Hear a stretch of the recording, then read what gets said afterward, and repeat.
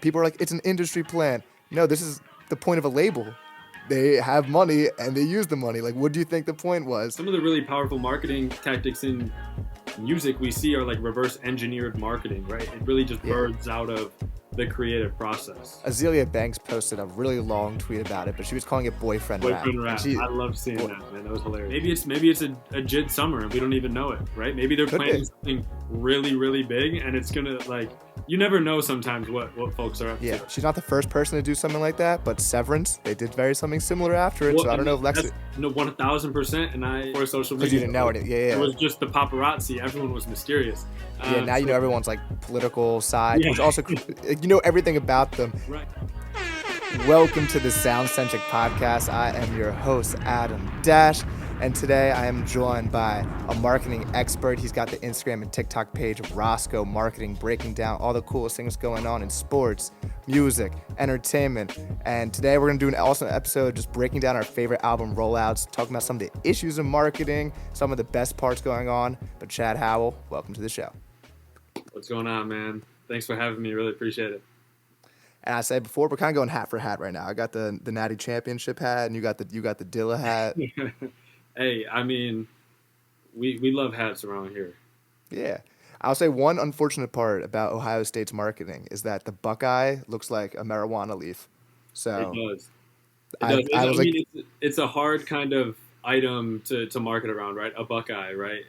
There's only so far you can stretch it. So that in itself was a bad. And I went to work one day wearing it. My boss didn't care, but he's like, "Is that weed?" I'm like, "No, it's a leaf," and he didn't believe me. And I'm like, "I swear." Yeah, that's probably why you don't see too much of the leaf anymore. They probably kind of saw a lot of that and kind of moved off of it because there's 8-year-olds wearing Ohio State merch. So yeah, just rocking around 420, rocking their Ohio State merch. I love it. So I want to get in first before we break down some of our favorite things going on in music, but your background a little bit in marketing. Yeah, totally. So I'm a brand strategist, brand marketing strategist. As you know, we connected online, where I share some of my thoughts and analysis of happenings in the marketing universe.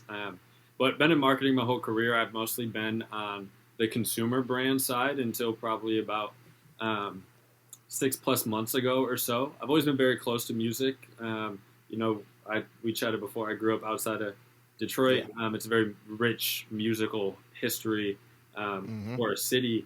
And so you just kind of absorb a lot through osmosis. I played instruments, all that stuff. And always, supported my artist friends with, ideas and brainstorming. So it's always been close to me. And I feel like, I worked for some larger brands like the Sweet Green of the world. Fire. Some like smaller startups and all that sort of stuff. And kind of like, so I kind of really just got strong in a lot of these marketing principles and saw an opportunity to start translating them to fields I'm more interested in, being sports, music, entertainment. And been getting a lot of work in the music realm, mostly actually through my Instagram page. Been working with some, smaller up and coming artists, working with a major artist in the past, and also overlap with some labels. So kind of got a bit of an education in the music world and how these principles work and are applied.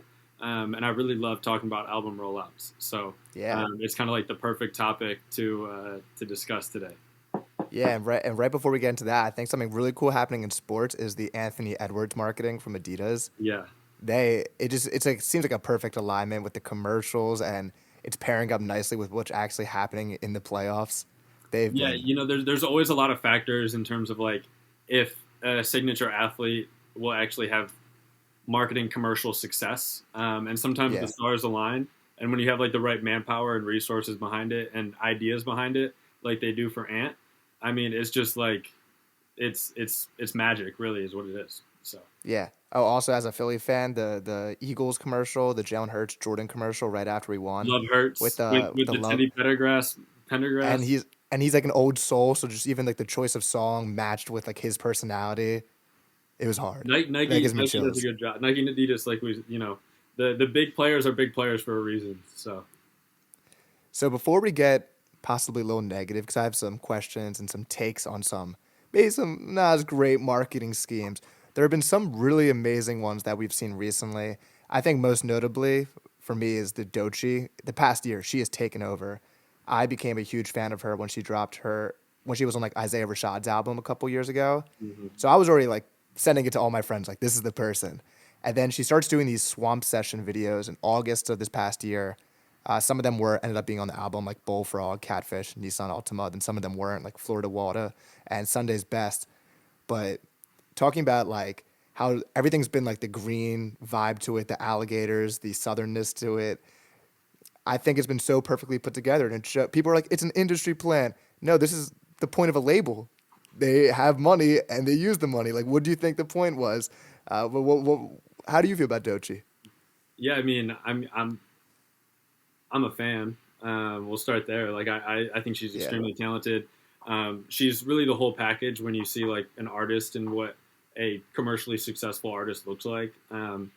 I kind of see her now in the same light of like, like the Tyler the Creators of the world, like folks that are just Yeah. kind of unicorns and like anything they put their mind to.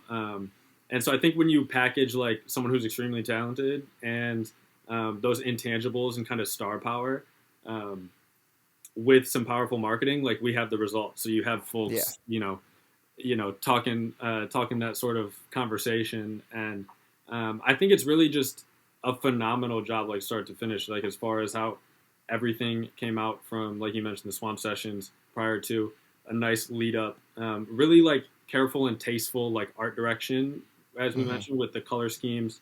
The alligator like plays a huge role in this world, and really just tying everything in with her roots, right?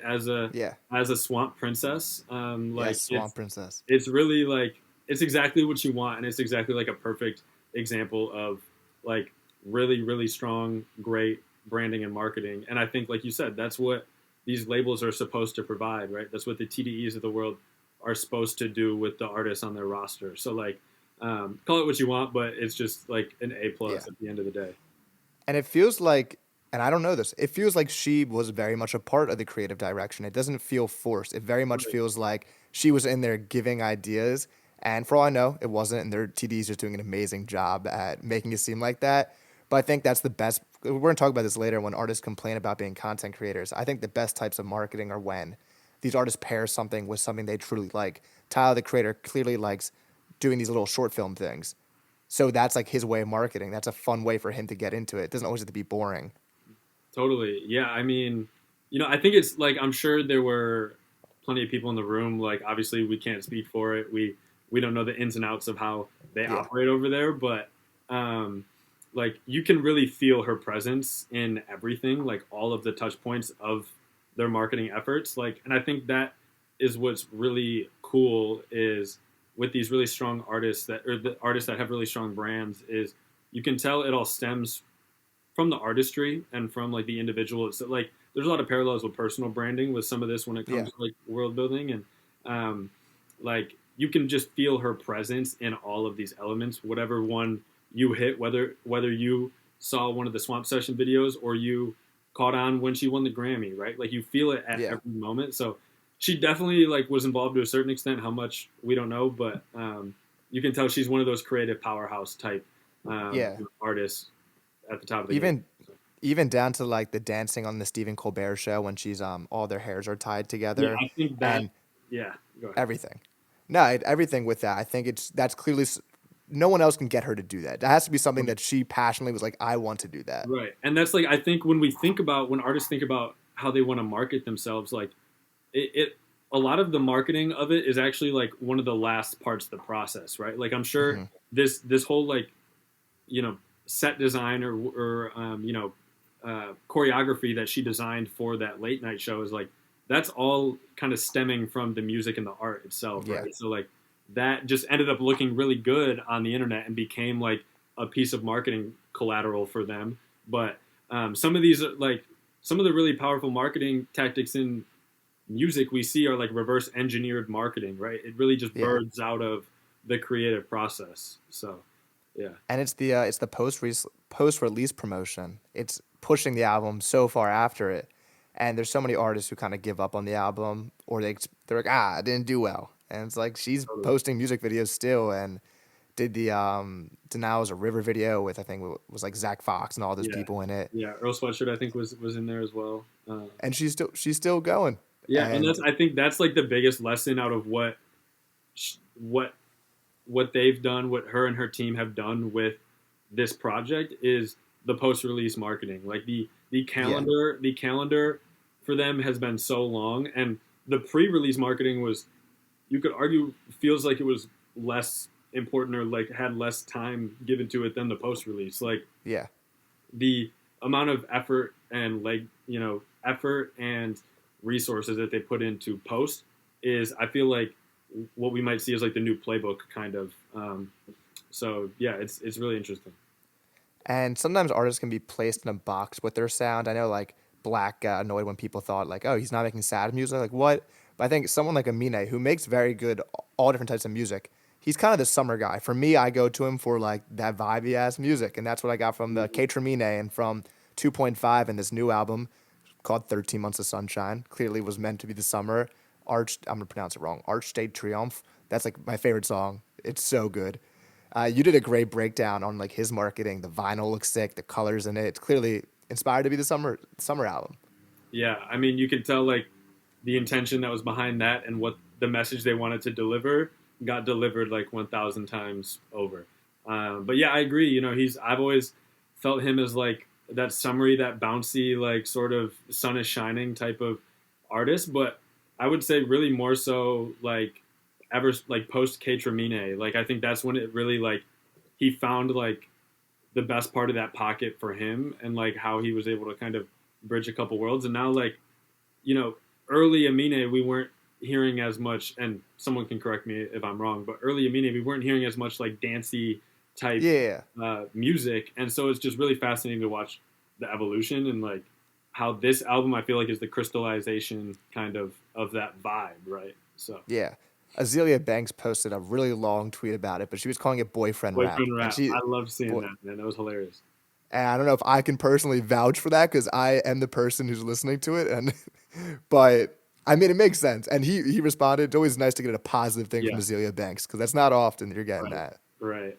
Yeah, I thought that was really cool. But yeah, I mean the rollout for that album was like another kind of example similar to Doechii of just like really excellent world building, right? Like Hmm.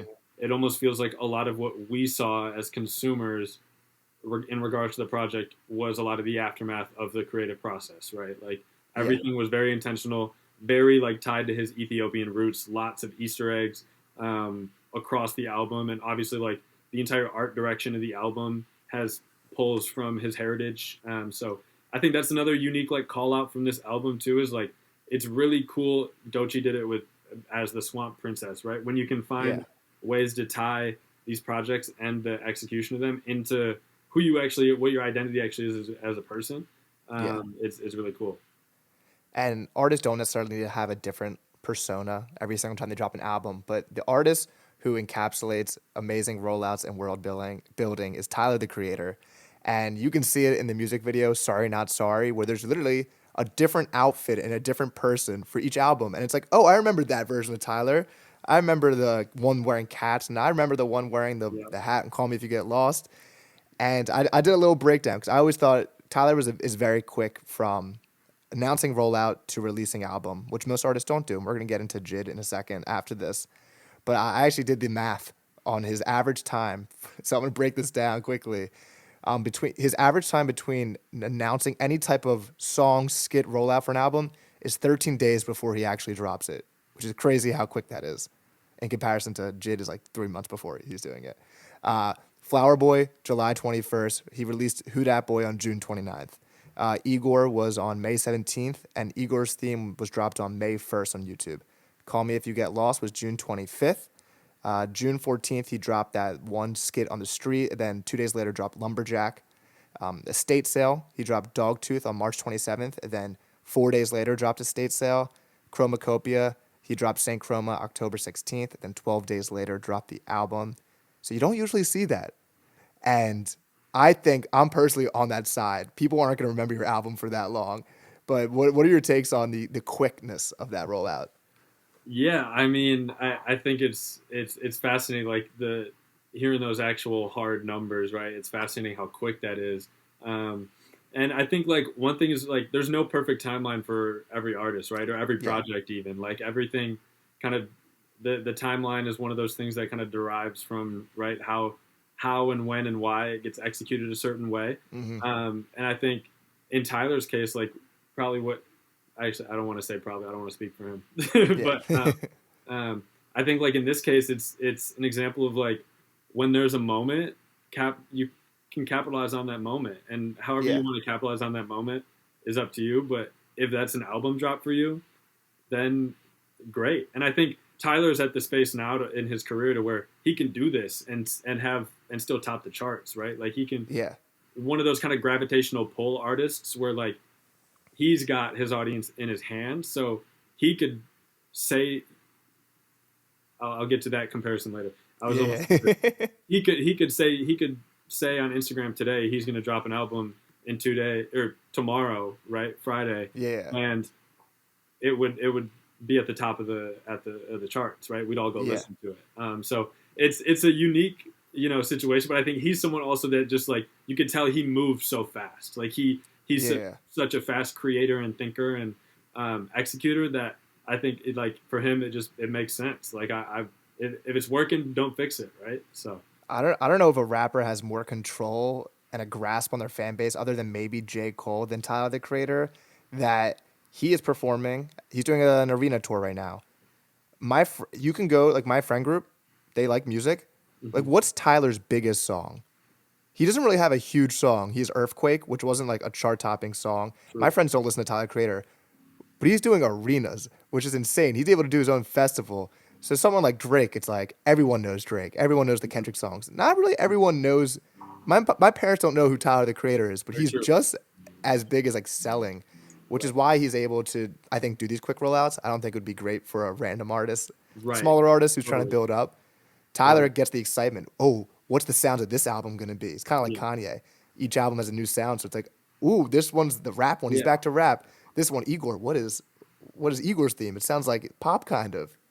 Totally. Yeah. There's definitely a couple points there to touch on. I think with what was I going to say? Like Kendrick's another example, right? Of like just drop GNX out of nowhere. Like it's a Yeah, different example, right? Because there were a lot of uh, there were a lot of happenings that led up to the drop of that yeah, album, right? But like there's Tyler has such a strong grip, like we said, on his audience that like he's probably one of the definitions of like the true thousand fans like concept, right? Of like really yeah, reward your super fans. And here we are years and years down the road and you're seeing the power of like his really like close knit loyal fan base that he just knows what works and he knows how to get them to move.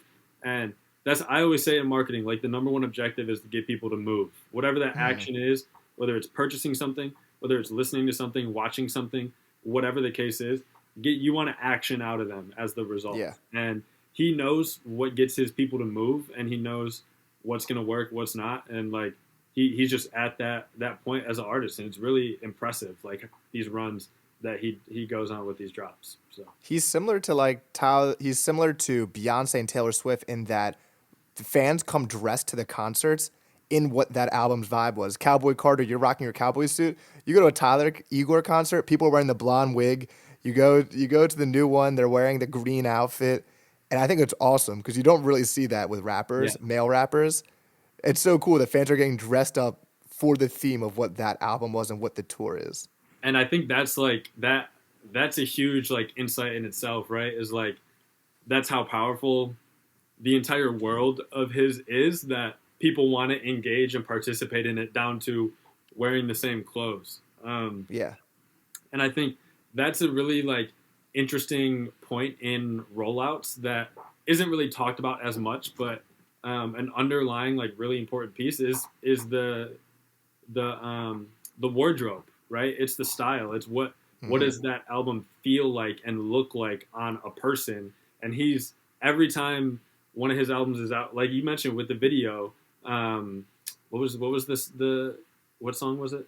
Uh, For this past album. no, where they go through all the different. Oh, sorry, not sorry. Oh yeah, yeah. Like for a sorry not sorry, that's literally an example of you see the outfit, you think of the album, right? And that's Yeah. like an important thing that I think, it's harder when you don't have as much commercial visibility as someone like Tyler, the Creator. But there's a lot of good examples of the outfit as a piece of the rollout, right? Like Yeah. Kanye did that his entire career, so I think that's a really unique part about him as an artist and like Yeah. all of his marketing rollouts. It's like if you're an artist and you're going on tour, like if you wear this same outfit every night like that and you post those on Instagram, like you'll have a couple months of pictures that are all the same outfit. People will remember that as like that time that he wore the white shirt and the blue jeans for that one Totally, album.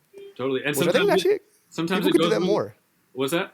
I think rappers could do that more, honestly. I think so too, and I think that's like I said, that's a really like underrated element. Like for example, behind you, the Igor cover, Oh yeah. right? Like we remember when it, especially when it's like that's what he looks like on the project cover, right? If Yeah. and then we see him in those hats or that vibe of an outfit Yeah. every single time we see him. It might be a different color, right? He doesn't do same outfit every single time, but like it's kind of it's just a really unique added layer of that branding really as an artist. Yeah.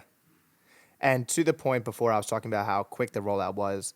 Something that we're seeing the opposite, as I kind of prefaced before, is with J.I.D., who I'm a huge fan of, stan of J.I.D. And I don't know what goes into this on the label side, Mhm. but he announced his album, which is God Does Like Ugly, and I have the release date is 8/8, so August 8th, and he just announced it. We're in May. It's a while. It's a long time from now.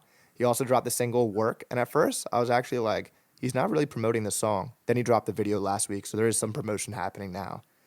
What are your thoughts on the deep album announce? Yeah. I think like I mentioned earlier, like there's never a perfect answer. Yeah, But I don't, you know, I think Jid's an interesting case too. Like I'm a big Jid fan. I saw him on tour with Smino a yeah, few fire years show. ago. Extremely great show.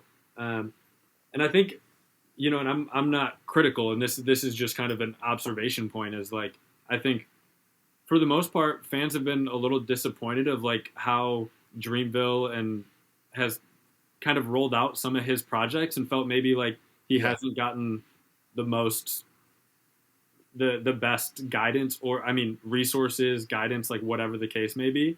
That I'm not really sure. Maybe this is just a great experiment of like what does why not give ourselves all this time to promote the project? I mean, maybe it'll work. It's kind of like a time will tell sort of thing.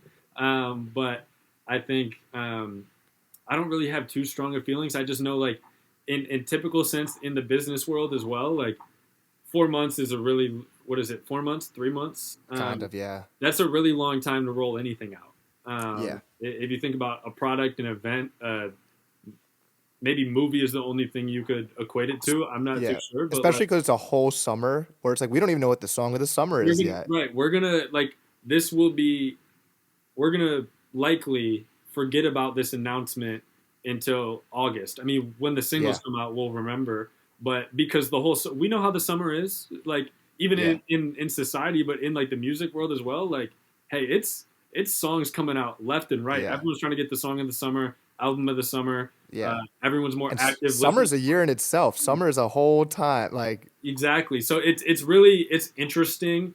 I wouldn't say it's right or wrong, but it's puzzling for sure. It's yeah. definitely puzzling.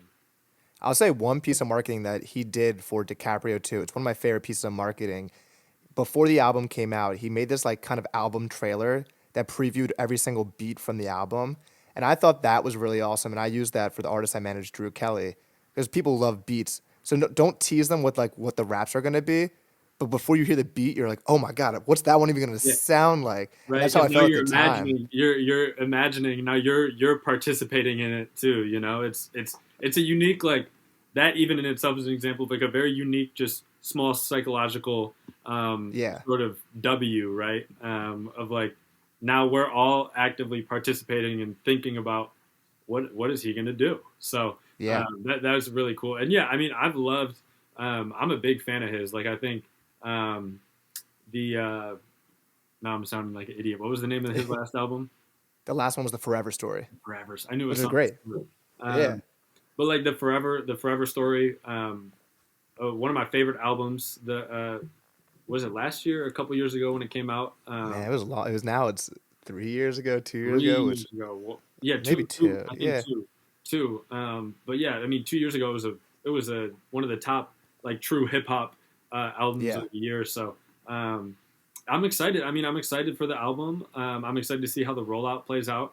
And he's got a lot of talent. So I'd love to see this. Like maybe it's a J.I.D summer and we don't even know it, right? Maybe they're could planning be. something really really big and it's gonna like you never know sometimes what folks are up Yeah, to. So for sure. So we've been talking about some of the big guys, and when you have a budget behind you, it's nice, and you can do a lot of things that you want to reach for. totally. But how about the small guys? How about the guys who don't have the funding and have to just be creative with their resources? So I wanted to get into some of our favorite kind of rising artists, kind of at that tier right below them who are coming up. And I wrote down a couple, and I know you have a couple off the top of your mind. I mean, kind of famously, Lexa Gates had the whole thing where she wasn't even music related. She just sat in a box for a day, which I don't think artists necessarily need to do. But I thought that was so creative, and it did make such a spectacle around her Elite Vessel album. I'm not sure what your thoughts are on that. That one's Yeah. less music related. That one's more No, but performative art. I think it's a great example, a great something. There's a lot of lessons in that too from her, right? And um, I actually I know the team. In her team's in New York, and Yeah, it's a really sharp team behind her, and like the folks that came up with that and executed that is like that's just kind of out of the box for there we go. Yeah, no, out no of pun the intended. yeah, out of the box thinking. But really unique stuff, and like that's the type of stuff that excites me as a marketer is how Yeah, captivating that activation was, and I think like that's a great lesson, just as far as not necessarily like what you have to do to get people's attention nowadays, but more so like the endless possibility of what you can do to get people's yeah, attention nowadays. Because not only was it shock factor in real life for people that saw it, but of course that's something that is going to go viral. That has like yeah. It's built-in gonna be shared. virality as an idea. Um, so I thought that was really really unique, really exceptional. And another interesting point about kind of that and her story is, do you remember around that time there was some like when that happened and she first people really kind of discovered her, the narrative about her being Bill Gates, um, Oh, yeah, yeah, his niece or like yeah. daughter or something along those lines. I know that was making its rounds on TikTok, and like that was something that just a few people started saying, right? A couple people just making something up, and then it Yeah. turns into a whole. The internet takes it on Just its lean own, into it. and that drives into it's like creates this whole Lexa Gates like who is this girl sort of pull, Yeah. and it worked for them, right? Like it was flawless. So Yeah, a few yeah, years ago, the another female rapper, Win, if you know her, people thought she was Eminem's daughter, and yeah. she kind of leaned into that market. So very similar, but that's like funny. Yes, Like if people are making sometimes jokes online, run with yeah. it. The more people talking, the better, good or bad, depending how you look at it, right? And like in a case like that, like it's a harmless narrative to let fly around, right? Why not lean Yeah, into it?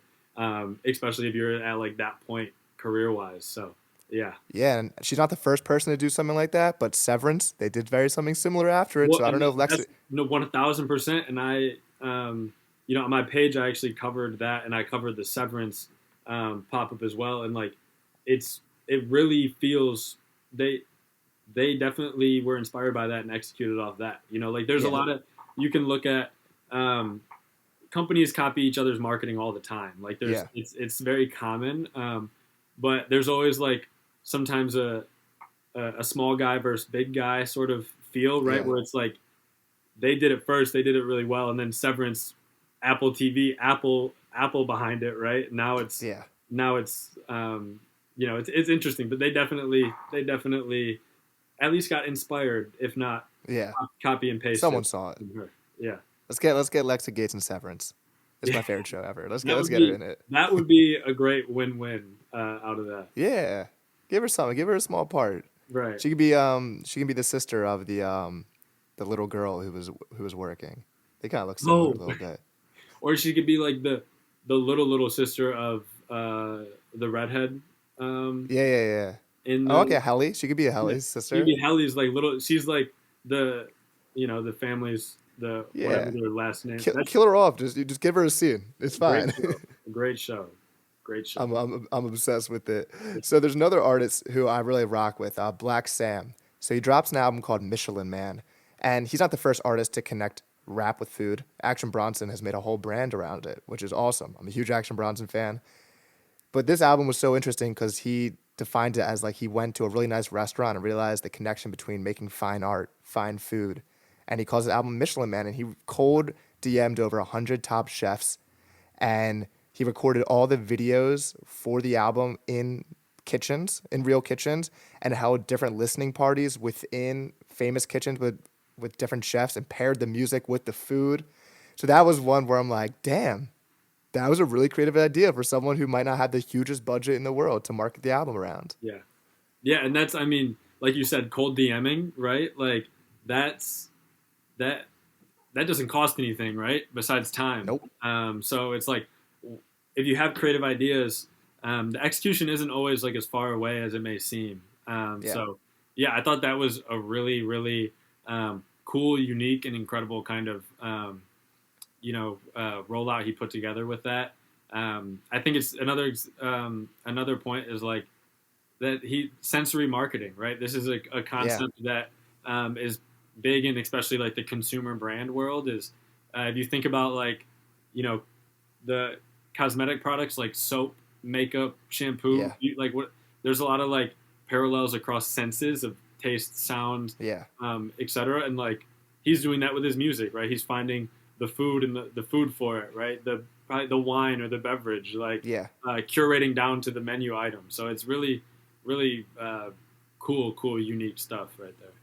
And I'll say one of the biggest parts of marketing is FOMO, fear of missing out. FOMO is so big. So him doing these in different cities, you have FOMO as a fan if he doesn't come to your city. Tyler, the Creator, was doing random pop-ups in cities. So I put my Tyler, the Creator alerts on because he was tweeting that day, like, I'm in this city. And I'm like, please be Philly. Like, just tweet that he's going to be in Philly. So I think finding a way to create FOMO around something in a rollout can be so powerful.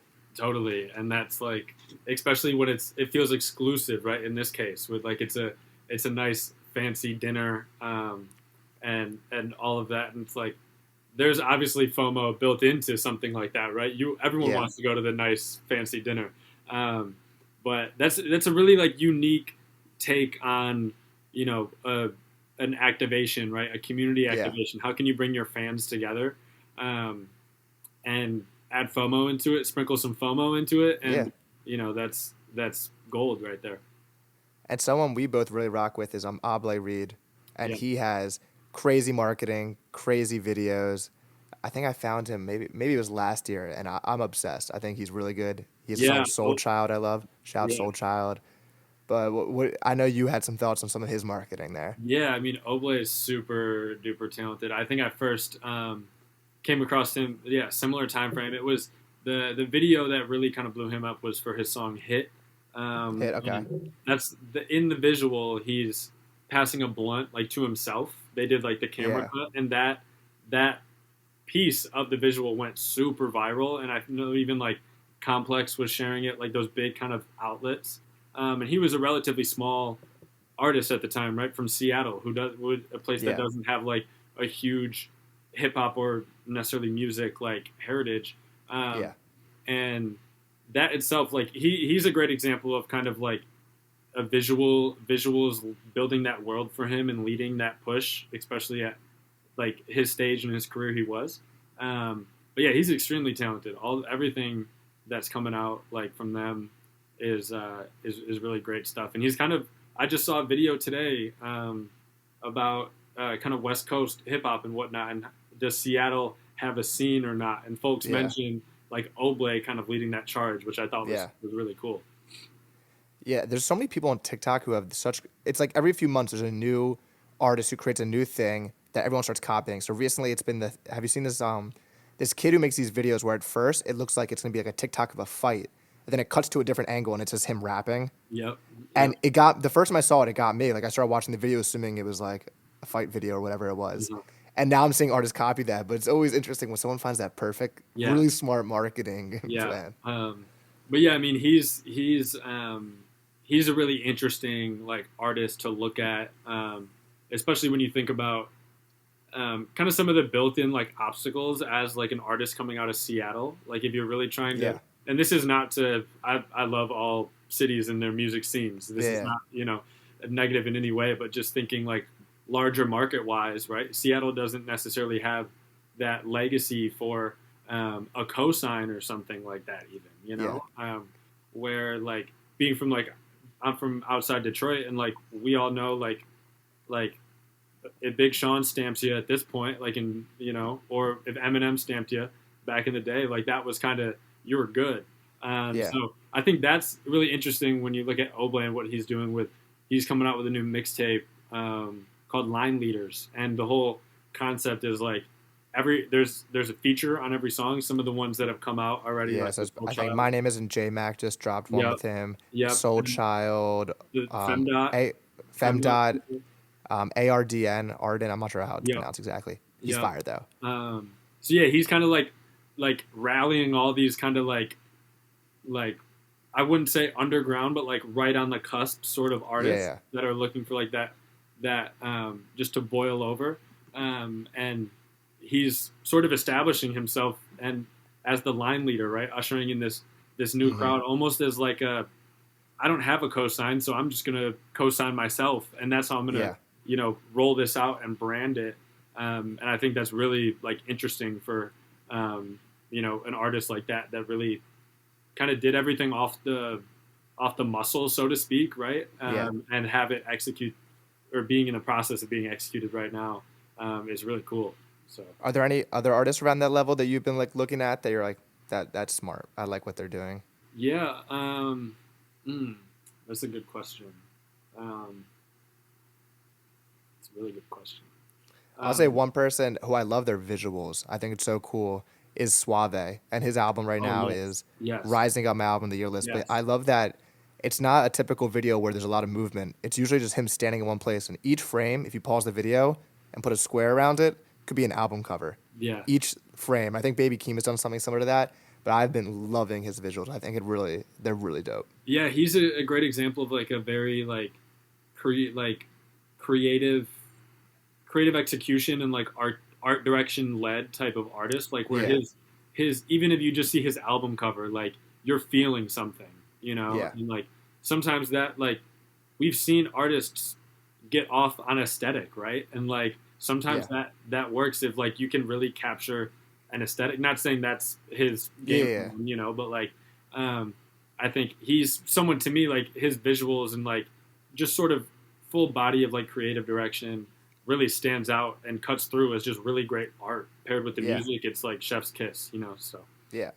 So there's one label that has done a very interesting marketing plan, and we might not be the two best people to talk about this as two white men because there's issues with each of these artists with like just how they're portrayed.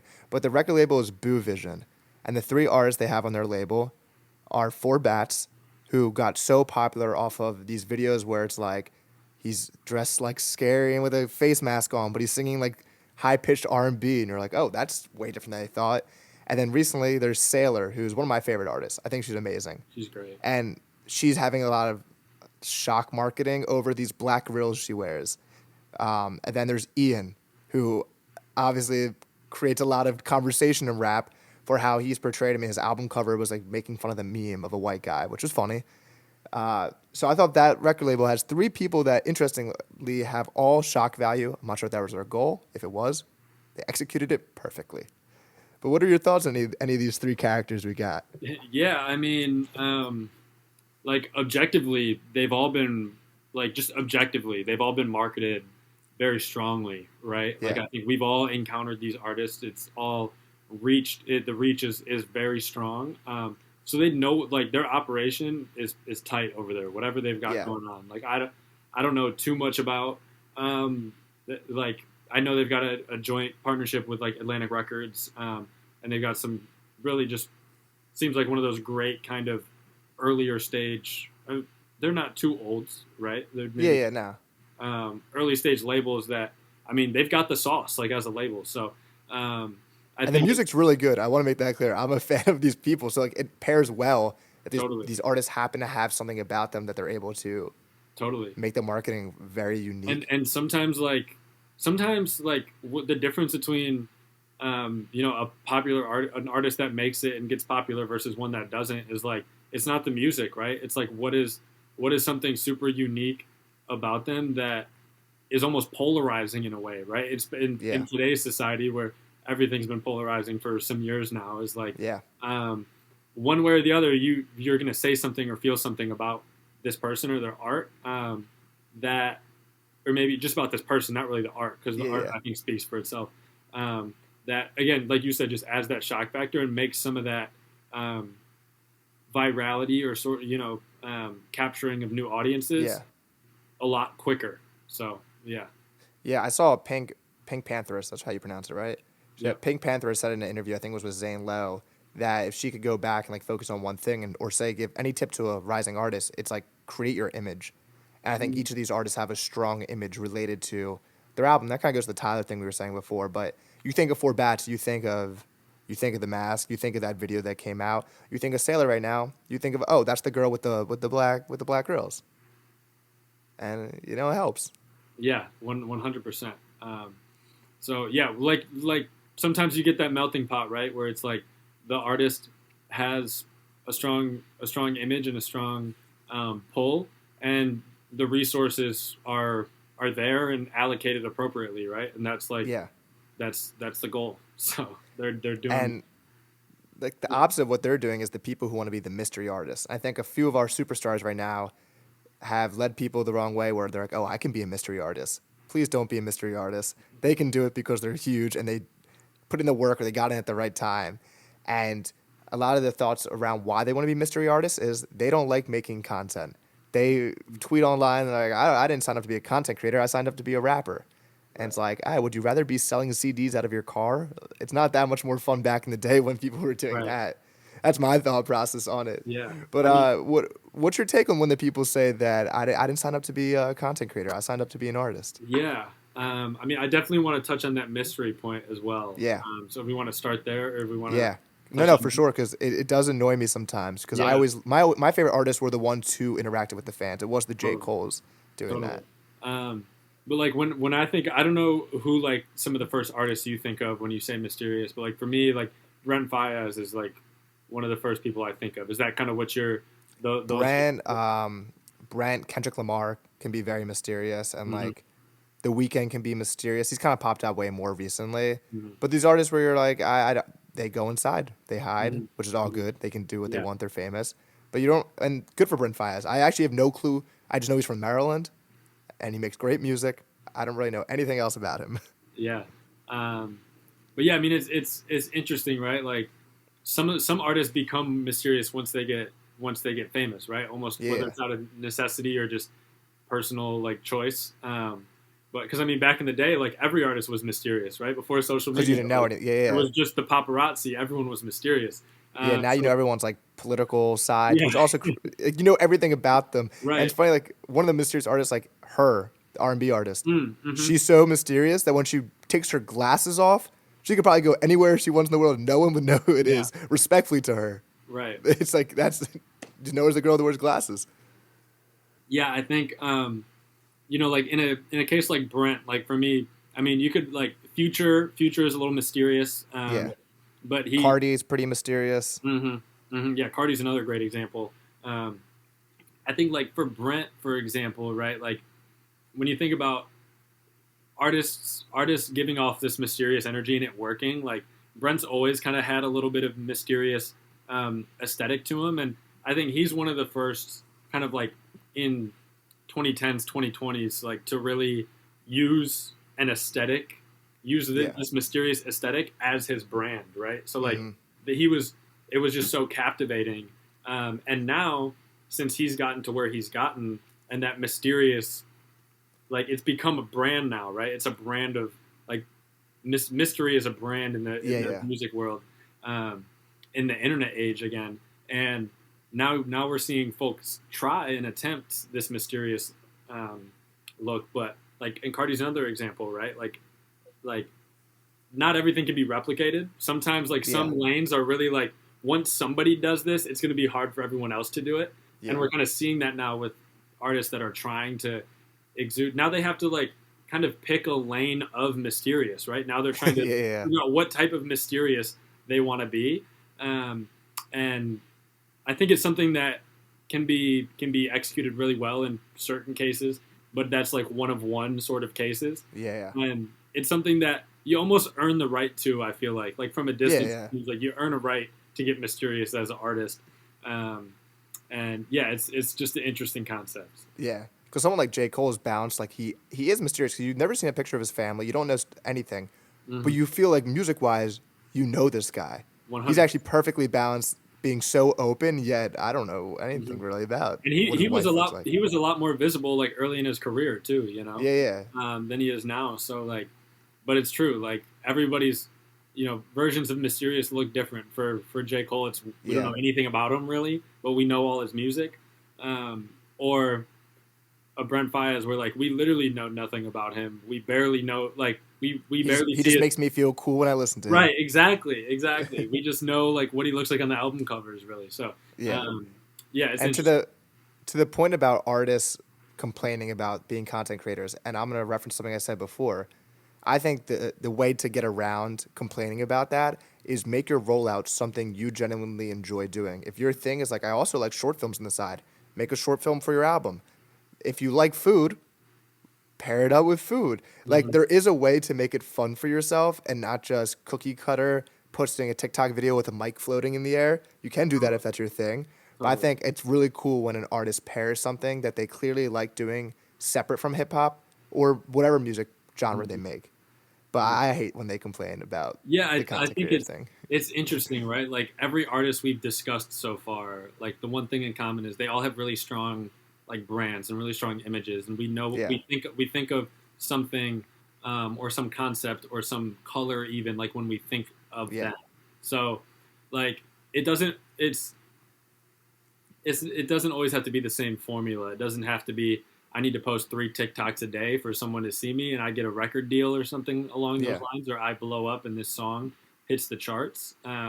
It's really like if you have a strong image or a strong like vision, if you have a strong vision and are willing to put the work in, like it's very difficult, of course, but that like it doesn't all have to fall on the shoulders of content, because you in another lane, right? Like there's still a world where you just need the right person to see you, right? You need the right couple of people to see you and start liking your music, promoting it, etc.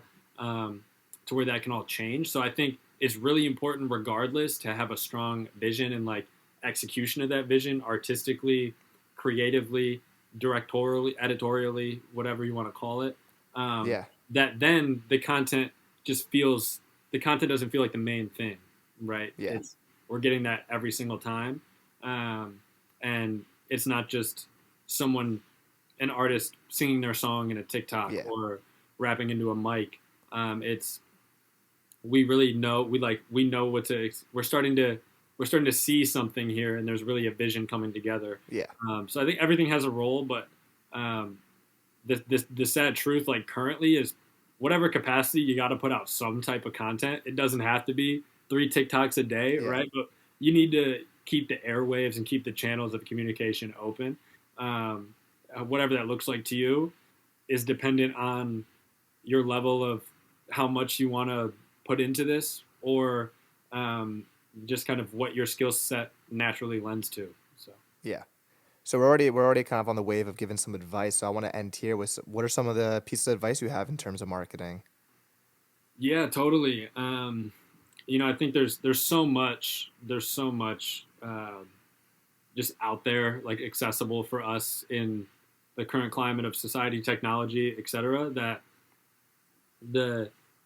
for lack of cliche, like the world is really the oyster in terms of inspiration, and I think very often artists, and it happens in every industry, right? But very often artists look to other artists for inspiration, whether that's in your genre or other genre of, oh, I really like this rollout.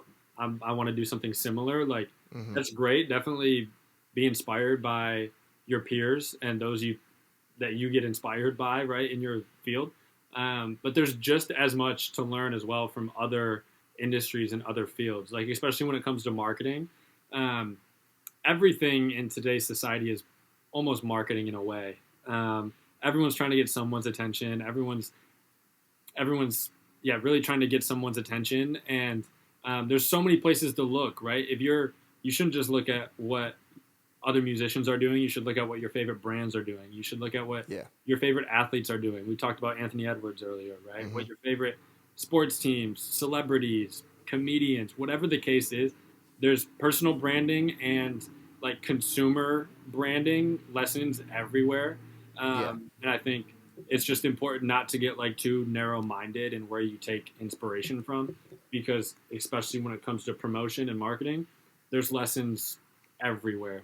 Even down to when you drive into a new city and you see their sign, right? Welcome to so and so. That's a piece of branding for that city. There's lessons literally everywhere. So that's the one thing I love to preach, is like just absorb from everywhere. You never know where your next best idea is going to come from. So. Yeah. I'll say one take that I always preach is make your music as easily accessible as possible. So people don't want to leave an app they're on to go find your music. So I'm always team, if you announce a new song, post a video with it. So let people hear it directly, then they'll leave the app. I shouldn't have to go through like 5 links to get to the new song. I'm just very big on just make it as simple as possible. 100%. Like I think it's so true that like it may seem very minuscule, and as the person putting out the piece of content or the art is like, oh, they're gonna like it and go click XYZ to go absorb it. When it comes to marketing, you can't give people too much benefit of the doubt, too much grace period, right? You have to like go to all the ends, and like as silly as it may sound, nobody wants to leave that app. Like we all know what it's like when you're scrolling and you come across something cool, and it's like it feels, for whatever reason, it feels like a lot of work to like go somewhere else to exit or to find the thing that you're 1 second away from, hearing or seeing. So it's the same way with like short form content in general, right? You need kind of that hook at the beginning, that 3 seconds is like if you get the 3 seconds, you might have them for longer. And so that's really how short our attention spans are nowadays, right? Is like even leaving an app might turn someone off, sadly. So so Drew, the guy I help manage, we were dropping a video for him, and at first he was going to post a YouTube link, because we do think that like, oh, YouTube matters for music videos, like you want the most views on your YouTube video. And I'm like, you view your Twitter audience, your YouTube audience, the Instagram audience as all separate things. Just post the whole video on Twitter. You have a bunch of followers. The real diehard ones will go on YouTube and write a comment, but post the thing on Twitter. Like, make it as easily as possible for them to listen to it. Right. And then if they want, they'll go at it if they really like it, which they will, because you're amazing, Drew. And you need as many like initial entry points as possible, to be honest. And like you might as well cover all your bases, and like if the music and the music video is good enough, what the thing they're going to keep going back to is the YouTube, right? The next time they want to watch the video, they're just going to go find it on YouTube. But as many like initial entry points as you can get, the better. So it's the key. Well, Chad, thank you for coming on. These are the type of conversations I'm addicted and love having. It's so much fun to nerd out about this stuff. Really. But I want to give you a spot to shout out what you got coming, where people can find you. Totally. So again, appreciate you having me on. This was a blast. Lots of how do I want to say it? Lots of things coming up. Working with a very talented artist right now. I want to give him a quick shout out. His name is Daniel Hex. He's an R&B singer out of Detroit. Very, very talented. He's very like art direction focused. Really, like, I'd say if you're a fan of like really the Brent Faiyazes of the world, the Isaiah Falls of the world, even his voice has a lot of range too, which is really unique. There's a little bit of Tizo, like he has an alternative project as well. There's a little bit of Tizo, some Miguel in there, not to sound crazy comparison wise, but like there's a lot of range. So if you're like an alternative fan or an R&B fan, Daniel Hex is someone to watch. And he's we'll just leave it at that. And where can the people follow you? Yeah, exactly. I was just gonna get to There that. we go. There we go. Yeah, so you can find me on Instagram, Roscoe Marketing. That's Roscoe MKTG. I do frequent breakdowns of this type of stuff we're talking about right here. Also touch on sports and other happenings in pop culture. So if you're interested in like branding, marketing of any sense, check out the account. And yeah, that's it. There it is. Also, I could talk about this for hours. You talked about Teaser Touchdown. He did the whole thing with the Post-it note with his album. Mhm. Another really I know, awesome and I idea. think he's just a great example too of like branding, right? He had the nails in his head for for sure, yeah. That's dedication. That shit must be so annoying. That's like the most dedicated example, right? Of like, you know, a great brand that he built for himself. So And you think of the album, you think of the Post-it notes and all that stuff. If you guys made it to the end of the episode, I love you. Thank you. You can find me on Twitter, Instagram at Adam-DASH _ Sound-Centric Music on Twitter, TikTok, Instagram, Threads, Blue Sky, whatever Blue Sky is. I've tried to post on there. I don't really know what it is. I have a new newsletter dropping every Monday with articles that are business related, articles that are just music ranking related, some articles that are just fun, hot takes I have that I want to expound on. Please sign up for that. I love writing. And if you got music, send it through. I love hearing your new music. Subscribe, like, comment, send to your grandma. I love you. We shall see you next time. Peace.